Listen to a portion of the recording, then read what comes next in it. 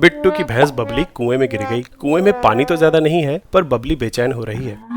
जल्दी बाहर निकालना होगा। ताऊ जी कुएं में उतरे और बबली पे रस्सी लपेट दी। दोनों ने मिलके दम लगाकर रस्सी खींची, पर बबली तो हिली भी नहीं। अब क्या करें, इतना भारी वजन तो पप्पू पहलवान ही उठा सकता है। पप्पू पहलवान को बुलाया गया, पर ये क्या, पप्पू भी भैंस के आगे फेल हो गया। तभी बिट्टू के टीचर वहाँ से गुजर रहे थे। बिट्टू ने आवाज लगाई, एमआर सर, जो काम मुझसे नहीं हो पाया इस दुबले पतले टीचर से कैसे होगा। अरे एमआर सर, दिमाग लगाते हैं, मेहनत तो आपको ही करनी पड़ेगी। एमआर सर ने सिचुएशन का जायजा लिया। पूरी भैंस का वजन एक पुल्ली पे डाल रहे हो, इसलिए ज्यादा दम लगाना पड़ रहा है, और कुएं की इस रोड पे भी ज्यादा लोड आ रहा है, ये भी टूट सकती है। बिट्टू, मेरे घर से एक और पुल्ली मांग लाओ। बिट्टू एक एक्स्ट्रा पुली ले आया। एमआर सर ने रस्सी को रॉड पे बांधने को बोला और इसे पुली से ऐसे जोड़ दिया। इस रस्सी में तो कुछ वजन जुड़ा ही नहीं है, भैंस को कैसे खींचेंगे।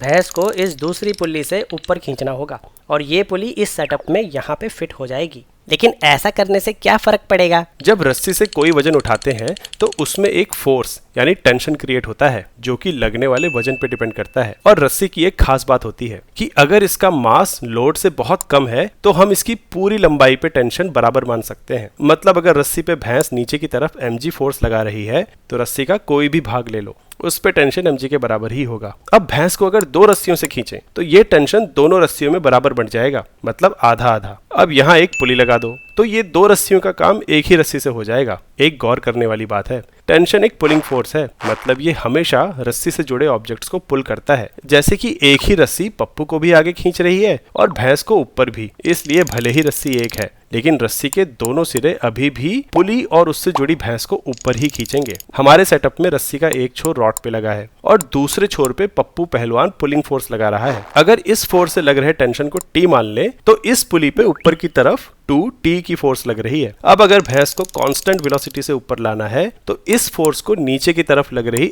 mg फोर्स के बराबर होना पड़ेगा। यहाँ से टेंशन की वैल्यू आ गई mg/2। ध्यान दें तो पहले वाले केस में एक ही रस्सी है जिसमें mg के बराबर टेंशन पैदा करने के लिए पहलवान को mg मैग्नीट्यूड की ही फोर्स लगानी पड़ेगी। लेकिन दूसरे केस में पहलवान के खींचने वाली रस्सी और भैंस को उठाने वाली रस्सी अलग अलग है, और अब उसे नीचे वाली रस्सी में mg का टेंशन क्रिएट करने के लिए ऊपर वाली रस्सी पे mg/2 की ही फोर्स लगानी होगी। इतना दम तो है पप्पू पहलवान में। बबली बाहर आ गई। आज समझ आया कि अकल भैंस से बड़ी क्यों होती है।